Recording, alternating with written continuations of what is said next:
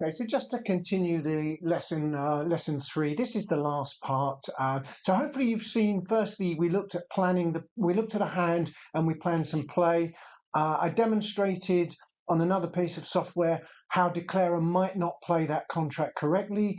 I then showed you how you do play it correctly. Okay, so let's have a look a little bit more about the point that we're trying to make through that demonstration.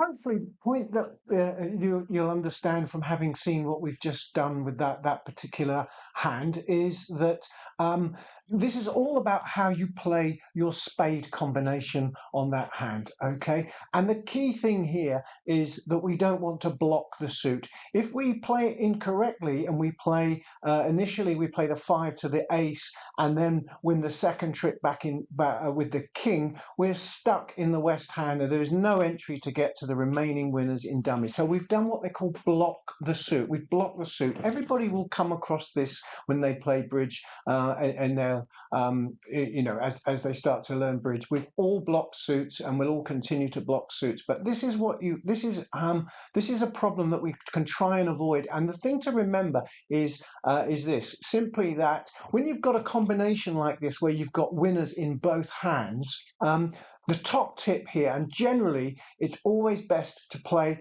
the high card from the hand that's got the shorter holding in that suit. So here, the west hand is short in spades. It's only got 2 of them, whereas the east hand's got the longer spade holding. It's much better to play the high card, win the king first, and then use the 5 to transport across to the ace in dummy, and you're then in dummy to cash the queen and the jack. So play the high card from the shorter hand first whenever you've got a combination where you've got honours in both hands there. Okay, that's a key thing to learn to avoid blocking the suit. Wider point that I think this brings to attention here is the importance that when you're the declarer, you actually have to think very carefully and plan your play. Okay, it's really important that you don't just start playing the cards, because if you just start playing the cards because you think you've got lots of winning tricks, you might end up going wrong, as we showed on that last example. Okay, so the things you need to think of as declarer: firstly, how many tricks do I need to make my contract? And of course that depends. If you're in a part score in mini bridge, you only need to make 7 tricks. If you're in a game in no trumps in mini bridge, you need to make 9. And of course for a game in hearts or spades, you need to make 10 tricks. And if you're playing in a minor suit, diamonds or clubs, you actually need to make 11 tricks. A lot of tricks to make your game contract there. So firstly, remember the target. How many tricks do I need to make? Then have a look at how many top tricks you have. Now, top tricks are the tricks that you can win straight away without losing the lead. So that's things like cashing your aces, and then if you've got the king with an ace as well, you play the ace and the king. That's two tricks that you can win straight away in a suit. We're going to have a little look at that on the next slide. So top tricks are really important. They're the suits I can win straight away without having to do anything clever, providing, of course, I don't block my suit. Then I need to think, can I find ways to make extra tricks? Okay. Now there are lots and lots of ways of making extra tricks in bridge, and indeed, if we were to cover them all in the lesson, it would be a very, very long lesson indeed.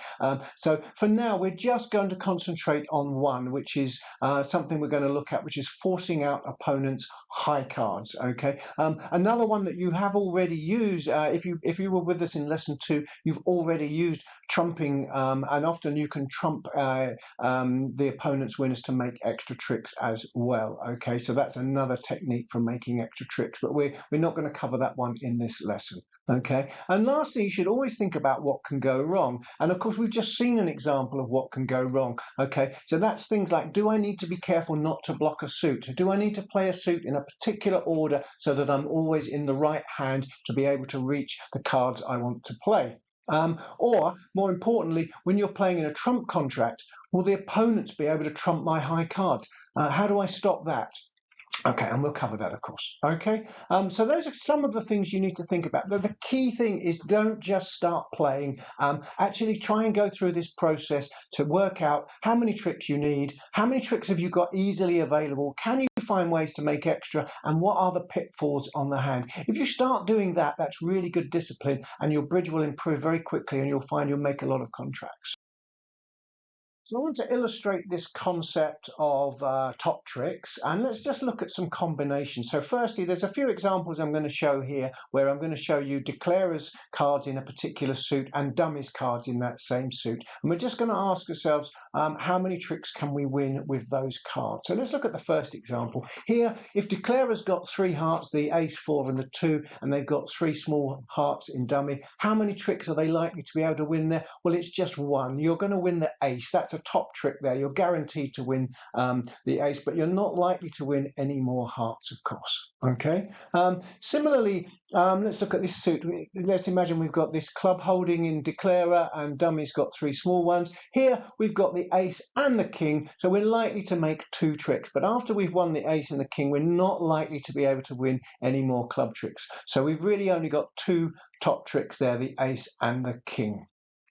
Okay, let's look at this third one. And again, we've got the same sort of holding, but this time the ace is in one hand and the king's in the dummy. But clearly that's just exactly the same. We're likely to be able to win 2 tricks there. We've got the ace and we can cash the king at some point. We haven't got to do any work on that suit to be able to make those tricks available to us. But of course, once we've cashed those, we're unlikely to make any more diamond tricks. Here's another example. Okay, well, we've got the ace, king, queen in one suit. So it's fairly obvious that we can cash the ace, the king, and the queen in any order we want. And we're definitely certain to make 3 tricks, provided, of course, we don't get trumped or anything like that. But we've got 3 top tricks in that club suit holding there. Okay, it's a nice, straightforward example. What about this one here? Okay, we've got the ace and king in declarer's hand. In dummy, we've got the queen, the 7, and the 6. Well, of course, we can win the ace and the king. Hopefully the queen will still be a winner and we can get to it. So the key thing here is the fact that we can win the ace, king and the queen, provided we have a way to get to our dummy to win with our queen later on in the play of the hand. If we haven't got any entries to dummy, we're never going to be able to win that queen. But normally we would be able to win all 3 of those tricks if we wanted to. So we'd probably count that as 3 top tricks if we were planning the play. Here's a 6th one. What about this example? We've got just the ace and the king, but they're the only cards we've got in that suit. Okay. Now you might think we can win 2 tricks there, but we can't, of course, because as soon as we play the ace, we have to play a card from dummy, and the only card we've got in the same suit in dummy is the king. So the king will fall underneath the ace. So we're actually using both our top cards on the same trick. There's nothing we can do about that. So we can only win 1, even though we've got both the ace and the king. We're very unlucky there. Of course, if we had another card in either suit, we'd be able to make in either hand. If we had another spade in either of those hands, we'd be able to make another trick. Okay. So that's some examples. Let's look at some. Okay, so I've got 4 holdings here. Have a look at them and maybe pause the video and think how many tricks you can win if you were playing these card combinations, if you had these combinations in any particular suit. Have a pause, work out how many tricks you're going to get, and then restart the video when you're ready. Okay. All right, so let's look at number 1.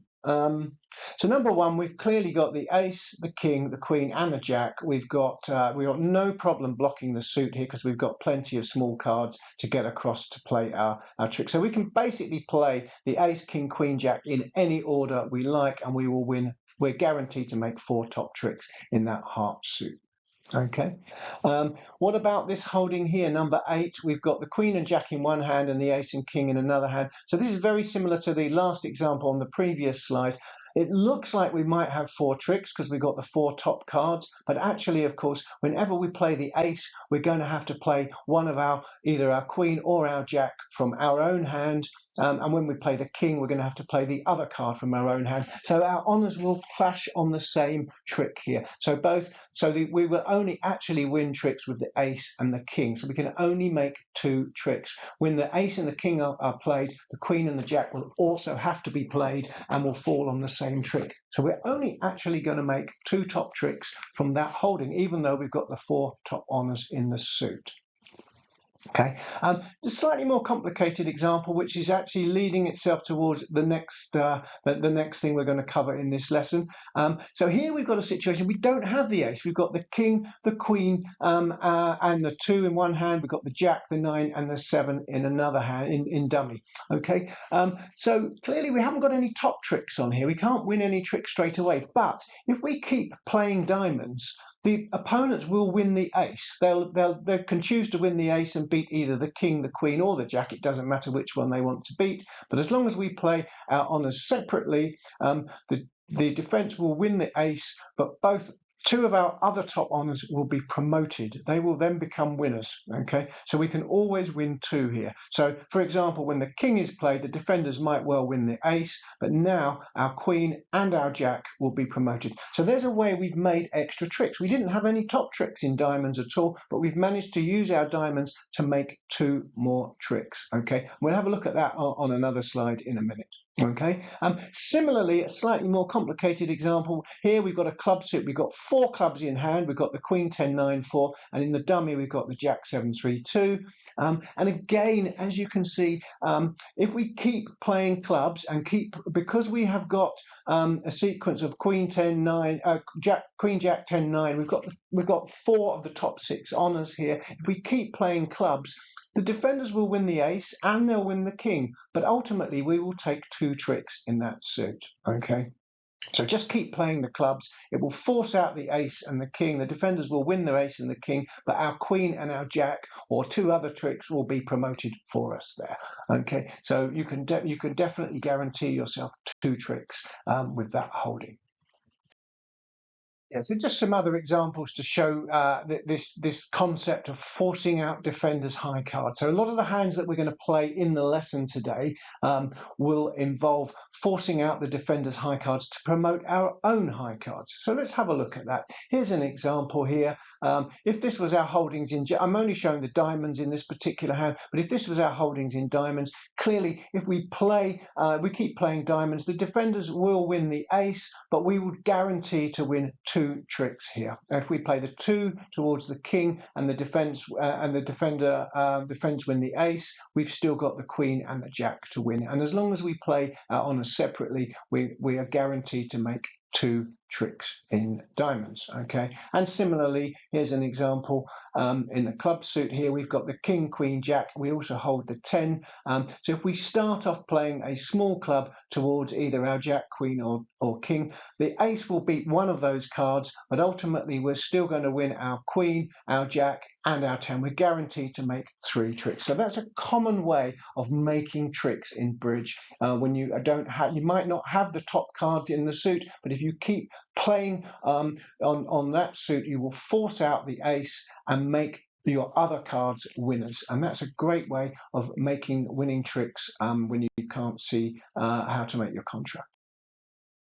Okay, so last week we played in trump contracts. One thing to remind you when you're the declarer, well, this did come out in a lot of the play of the hands last week, but just wanted to remind you, when you are playing in trumps, it's often correct to do what we call draw the trumps. Okay, so if you're playing in a trump contract and you're the declarer, what you want to do is keep control of the play with the trumps. Okay, so it's usually best to keep playing trumps to draw out the opponent's trump cards. Remember, you've got more trumps than they have, so you can keep control of the hand here. And what that means is they haven't got any trumps left, and they can't trump your winning cards in other suits. Okay, so often just set about playing trumps as soon as possible. And what this does is it draws out the opponent's trump cards.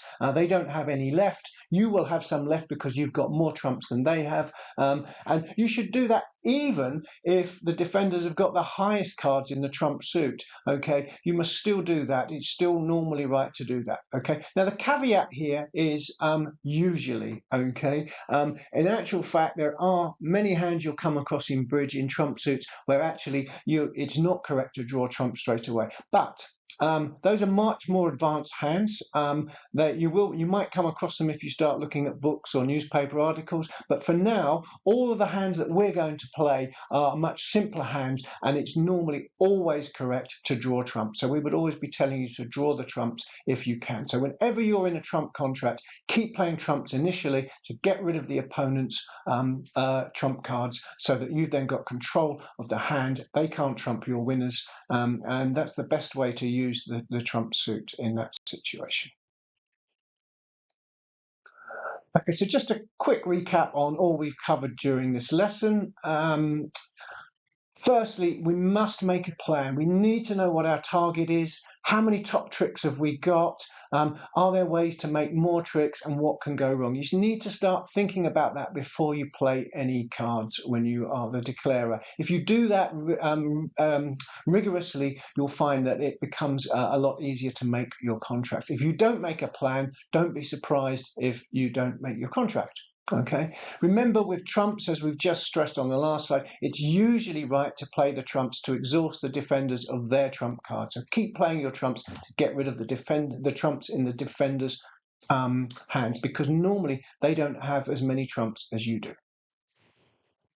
We've shown through the example that we covered in detail about blocking the suit. So this is this idea of first playing the high card from the shorter hand. When you've got hands where you've got honours, you've got a particular suit where you've got honours in both declarer's hand and dummy's hand, play the high card from the shorter hand first. That avoids blocking the suit. It's good card play technique to try and always do that. There might be times when you can't do that or where you don't have to do that, but generally it's very good. It's very good technique to play the high card from the shorter hand first. And we've just seen some examples previously of promoting your own high cards. Force out the opponent's high cards, and then your own high cards will become winners. Okay, so we've seen examples of that. So that's probably enough to be covering in this particular lesson on declarer play. There is so much more to declarer play, but most of it's best learned through experience. But these are some tips to start to get you thinking about the play in the right way, and some techniques to hopefully help you make your contract. Okay, I hope you've enjoyed that, and if you've got any questions, please let me know.